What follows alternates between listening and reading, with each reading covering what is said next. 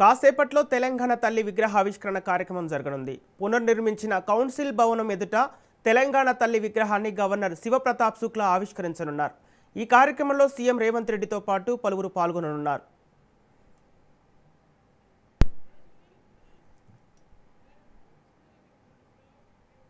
ఇదే అంశానికి సంబంధించి పూర్తి డీటెయిల్స్ మా ప్రతినిధి సునీల్ లైవ్ ద్వారా అందిస్తారు. సునీల్, కౌన్సిల్ భవనం ఎదుట తెలంగాణ తల్లి విగ్రహావిష్కరణ జరుగుతున్నట్టు తెలుస్తోంది. అప్డేట్స్ ఎలా ఉన్నాయి?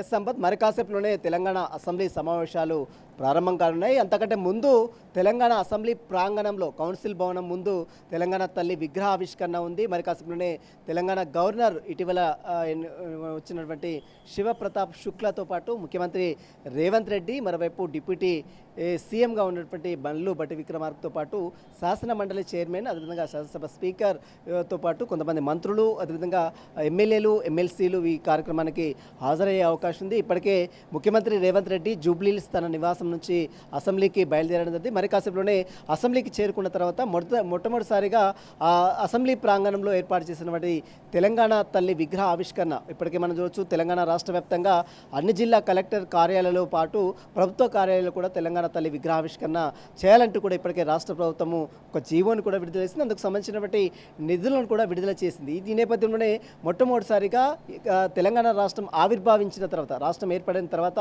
చాలా సంవత్సరాల తర్వాత తెలంగాణ అసెంబ్లీ ప్రాంగణంలో మొట్టమొదటిసారిగా ముఖ్యమంత్రి రేవంత్ రెడ్డి తెలంగాణ తల్లి విగ్రహావిష్కరణ చేయబోతున్నారు. మరి కాసేపులోనే గవర్నర్ శివప్రతాప్ శుక్లాతో పాటు తెలంగాణ ముఖ్యమంత్రి, అదేవిధంగా తెలంగాణ డిప్యూటీ ఉప ముఖ్యమంత్రిగా ఉన్నటువంటి మల్లు బట్టు విక్రమార్క వీరందరూ కూడా విగ్రహావిష్కరణ చేసిన తర్వాత ఉభయ సభలను ఉద్దేశించి అసెంబ్లీ ప్రాంగణం అసెంబ్లీ స్టార్ట్ కాగానే, సమావేశాలు స్టార్ట్ కాగానే ఉభయ సభలను ఉద్దేశించి అటు గవర్నర్ శివప్రతాప్ శుక్లా ప్రసంగిస్తారు.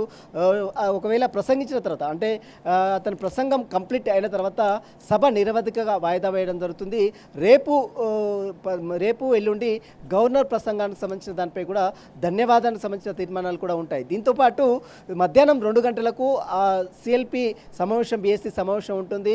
ఎమ్మెల్సీలు, ఎమ్మెల్యేలు, అదేవిధంగా కొంతమంది ఆల్ పార్టీ నేతలతో బీఎస్సీ సమావేశం నిర్వహిస్తారు. బిజినెస్ సంబంధించినటువంటి సమావేశం కంప్లీట్ అయిన తర్వాత ఎన్ని రోజులు సభని కంటిన్యూ చేయాలి, ఎన్ని రోజులు ఈ యొక్క చర్చలు జరపాలి. ఇప్పటికే తెలంగాణ రాష్ట్ర ప్రభుత్వము ప్రతిష్టాత్మకంగా చేపడుతున్నటువంటి మూసీ రిజర్వాయర్ సంబంధించినటువంటి ప్రాజెక్టుతో పాటు పునర్జీవనకు సంబంధించినటువంటి అంశాలు, మరోవైపు మున్సిపల్ చట్టాలతో పాటు కొన్ని సవరణలు చేసింది. కాబట్టి వాటికి సంబంధించినటువంటి బిల్స్తో పాటు గిగ్ వర్కర్లకు సంబంధించినటువంటి బిల్స్ని కూడా ఈ సమావేశంలో అటు అసెంబ్లీలో పెట్టి తీర్మానం కూడా చేసే అవకాశం ఉంది.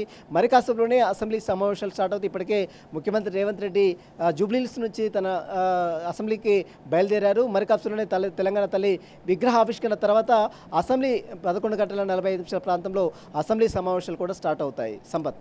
Okay, right, thank you Sunil.